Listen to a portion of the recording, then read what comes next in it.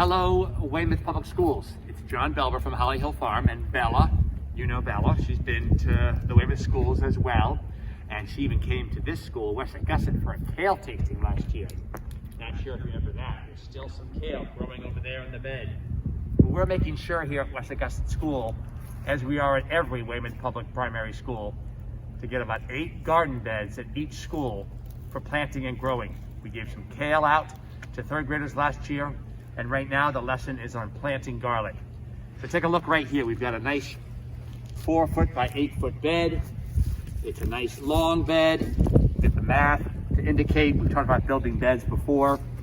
Here, this bed is going to host garlic. Garlic is a good for you food.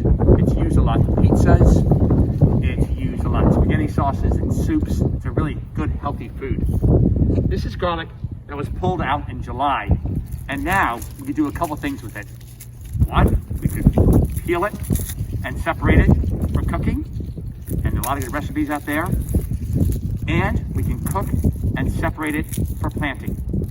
So as I pop and separate, you see the center stem still remains, and an individual garlic cloves, and some of the paper flying away comes off. And this garlic is going to be planted today.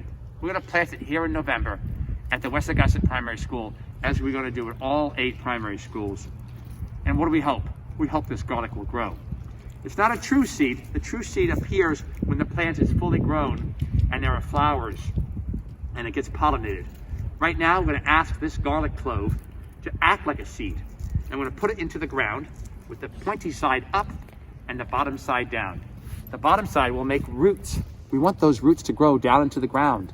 Just like a tree grows down with its big, long, tough, big roots, we want this garlic to grow right down into the ground.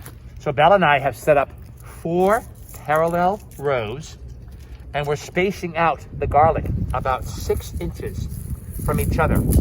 You know a lot about social distancing and keeping your safety, Weymouth students. So we're going to do the same here at the West Augusta for our garlic planting. And again, we're trying to get to different schools to show how these garlic can grow. So placed in to their rows with their spacing, with their garlic paper on, serving as a coat, as a protection, because what season is coming next? Winter is coming next. We want to make sure the garlic are protected. So now that they're planted, I'm going to gently cover over the garlic so that they are well underground and that they have the soil and the food they need. Just like you need the food for winter and spring and summer and fall, make sure all this garlic is covered. And something else that I think about winter is I went to the beach. I didn't go to West Augusta Beach. I could have off Regatta Road, but instead I went to another beach in Situate and got some seaweed. Cold, wet seaweed. Really nutritious though. Very healthy for the garden. It'll serve as a bit of a blanket to protect, and as it breaks down and makes compost, it'll be really great to add nutrients into the soil so the garlic can keep on growing.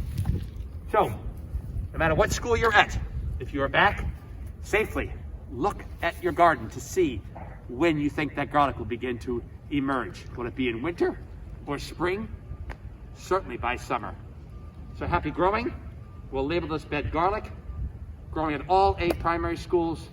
Happy growing and happy fall.